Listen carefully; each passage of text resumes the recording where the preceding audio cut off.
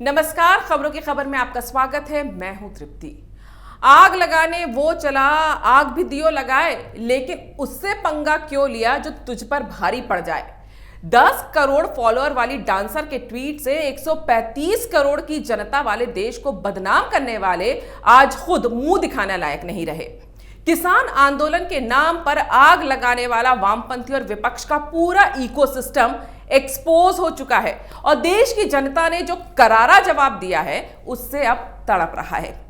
जो कल तक रिहाना के ट्वीट पर उछल रहे थे वो अब बॉलीवुड के ट्वीट देखकर उबल रहे हैं। जो मियां खलीफा के ट्वीट पर एक्साइटेड हो रहे थे वो देश के खिलाड़ियों के ट्वीट देखकर क्लीन बोल्ड हो गए हैं। जिस ग्रेटा थनबर्ग के सपोर्ट पर देश को बदनाम कर रहे थे उसी फूल किट ग्रेटा की टूल किट से वो एक्सपोज हो चुके हैं। आप सभी जानते होंगे कि किस तरह स्वीडन के एक्टिविस्ट ग्रेटा थनबर्ग के एक गलती से किए गए ट्वीट ने भारत को बदनाम करने की पूरी साजिश का पर्दाफाश कर दिया। लेकिन क्या सिर्फ एक्सपोज होने से इनके देश को बदनाम करने के इरादों पर पानी फेरा जा सकता है? क्या यह सामने नहीं आना चाहिए कि इस देश विरोधी इकोसिस्टम में शामिल राजनीतिक नेताओं, एनजीओ, कलाकारों और इनका प्रोपेगेंडा फैलाने वाले उन मीडिया ग्रुप्स के नाम भी सामने आने चाहिए जो देश को बदनाम करने की इस साजिश में शामिल हैं। इसके लिए ज्यादा मेहनत करने की जरूरत नहीं है। ग्रेटा के टूल किट में सब साफ साफ नजर आ रहा है, लेकिन जो सच नजर आ रहा है वो बेहद खतरनाक और साजिशों से भरा हुआ है। मैं पूरी डिटेल में आपको उनके बारे में बताऊंगी जो अंतर्राष्ट्रीय स्तर पर भारत को बदनाम करने के एजेंडे में लगे हुए हैं और उनके इरादे कितने भयानक हैं। अगर वो इसमें सफल हो गए तो आप सोच भी नहीं सकते कि भारत के लोकतंत्र को कितना बड़ा नुकसान हो सकता है। लेकिन पहले किसान आंदोलनकारियों और उनके समर्थकों का दोगलापन देखिए। रिहाना और मियां खलीफा जैसे अमेरिकन सेलिब्रिटीज के पेड ट्वीट के जरिए भारत को बदनाम करने वाले इन समर्थकों को भारत के सेलिब्रिटीज के ट्वीट एंटी नेशनल लग रहे हैं। किसान आंदोलन को लेकर रिहाना के ट्वीट के बाद से ही कई अंतर्राष्ट्रीय सेलिब्रिटीज ने इस पर ट्वीट किए।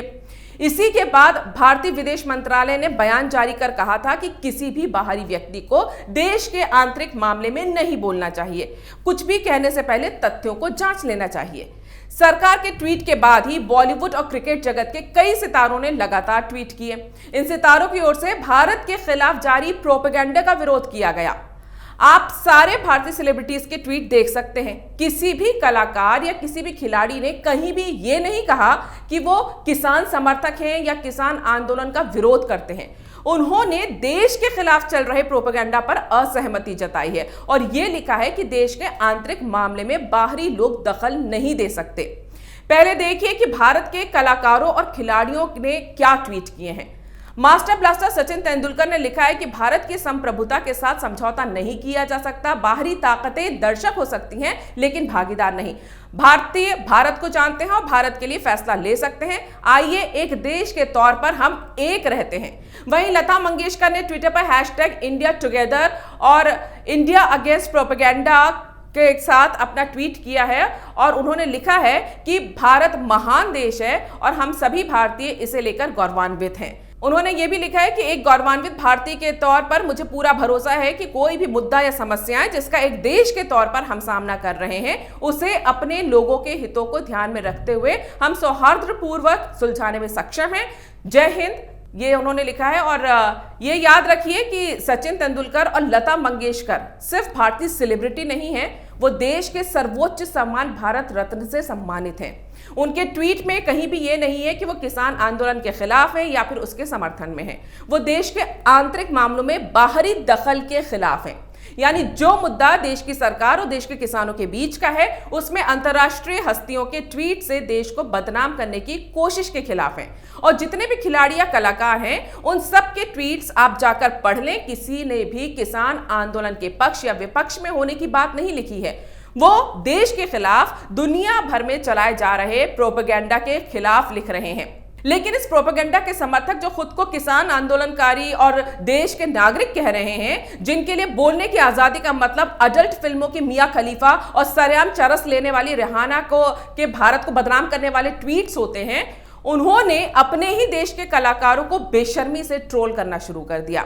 भारत रत्न सचिन तेंदुलकर और लता मंगेशकर की देशभक्ति पर यह सवाल उठा रहे हैं। देश के लिए खेलने वाले खिलाड़ी अब इन्हें देशद्रोही लग रहे हैं।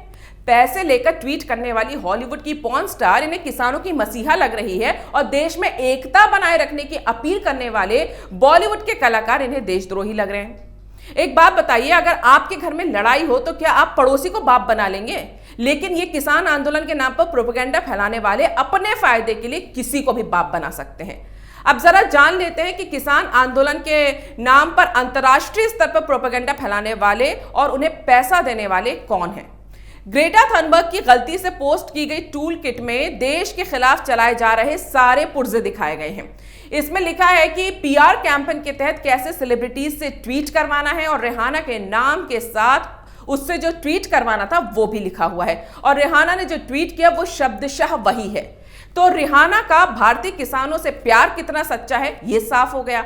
इसमें कृषि बिल को लेकर भी भ्रम फैलाया गया है। इसमें लिखा गया है कि भारत सरकार कॉर्पोरेट कंपनियों के फायदे के लिए आम लोगों का शोषण करती है, स्वतंत्र पत्रकारों को प्रताड़ित करती है, सरकार का विरोध करने वालों को देशद्रोह के आरोप लगाकर मार देती है। इसमें भारत की छवि को नुकसान पहुंचाने के लिए योगा और चाय जैसी चीजों को बदनाम करने को कहा गया है। अब सोच लीजिए कि चाय और योगा के नाम पर भारत की आड़ में किसे टारगेट किया जा रहा है। अब जरा देखिए कि भारत के खिलाफ ये पूरा प्लान तैयार करने वाली पीपीटी किसने बनाई है।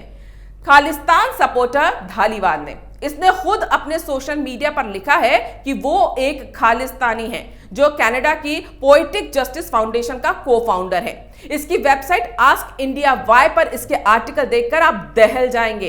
इसमें लिखा है कि सरकार किसानों की जान ले रही है। साथ ही 1984 में हुए दंगों का डर भी बनाकर रखा गया है, जिसका उद्देश्य ये भय पैदा करना है कि सरकार किसानों के दमन के लिए फिर से 84 जैसा कुछ कर सकती है। यहां पर ध्यान देने वाली बात यह है कि हाल ही में ट्विटर पर एक ऐसा भी एजेंडा चलाया गया था जिसमें यह कहा गया था कि प्रधानमंत्री नरेंद्र मोदी किसानों के नरसंहार की तैयारी कर रहे हैं। तो समझ लीजिए कि ये किसने चलवाया था।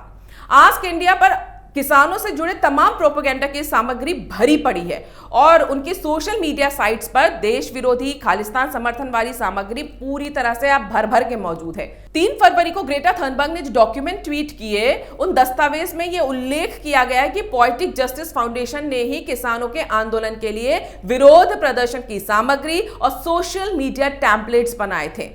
किसानों के विरोध को इस संगठन ने दुनिया के सबसे लंबे चले किसान आंदोलन में से एक के रूप में बताया है, जैसे दुनिया में एक ऐसा आंदोलन हुआ है जिसे कभी किसी ने नहीं देखा है। हैरानी की बात तो यह है कि इस दस्तावेज में तय किए गए कई ट्वीट्स तो हूबहू कांग्रेस पार्टी ने ट्वीट किए हैं। तो क्या कांग्रेस का हाथ भी इन देश विरोधियों के साथ है? क्योंकि इस डॉक्यूमेंट में कॉर्पोरेट कंपनियों के नाम पर सिर्फ अडानी और अंबानी के दफ्तरों के बाहर प्रदर्शन करने की बात की गई है और अडानी और अंबानी से किस नेता को सबसे ज्यादा प्यार है ये पूरा देश जानता है। अब जरा ध्यान से देखिए कि किन मीडिया संस्थानों को इसमें फॉलो करने को कहा गया है, फिर आपको समझ में आ जाएगा कि क्यों वामपंथी और लिबरल फेक न्यूज फैलाते हैं। ट्रॉली टाइम्स, आपको बता दूं कि इस ट्रॉली टाइम्स के कई कॉलमिस्ट एनडीटीवी के लिए भी लिखते हैं। इनमें से एक नाम है हरजेश्वर पाल सिंह का। हरजेश्वर पाल ट्रॉली टाइम्स के लिए भी लिखते हैं, हरजेश्वर पाल ही एनडीटीवी के लिए भी लिखते हैं और वो क्विंट के लिए भी लिखते हैं। दूसरा नाम देखिए ऑल्ट न्यूज, फिर है पीटर फेडरिक जो एक फासिज्म रिसर्चिंग एक्टिविस्ट है। Saket Gokhale political activist. आप जाकर चेक कर लीजिए कि ये दिन में कितनी पोस्ट कांग्रेस और आप पार्टी के समर्थन में करता है। ये राहुल गांधी के बेहद करीबी माना जाता है। परी नेटवर्क, महिला किसान, न्यूज लॉन्ड्री, द वायर और स्क्रॉल। अब देख लीजिए ये सारे वामपंथी मीडिया हैं और देश को बदनाम करने वाले एजेंडे में इन्हें फॉलो करने के लिए कहा गया है। अब ये तो तथ्यों के साथ सामने है, तो आप खुद तय करिए कि क्या किसान आंदोलन के नाम पर देश में किसानों को मोहरा कौन बना रहा है। किसानों को कृषि बिल के खिलाफ भड़काकर देश के बाहर से बैठे खालिस्तानी कैसे देश में आग लगा रहे हैं और मोदी से नफरत की आग में जल रहे कांग्रेसी और वामपंथी कैसे देश को बदनाम करने वालों का साथ दे रहे हैं।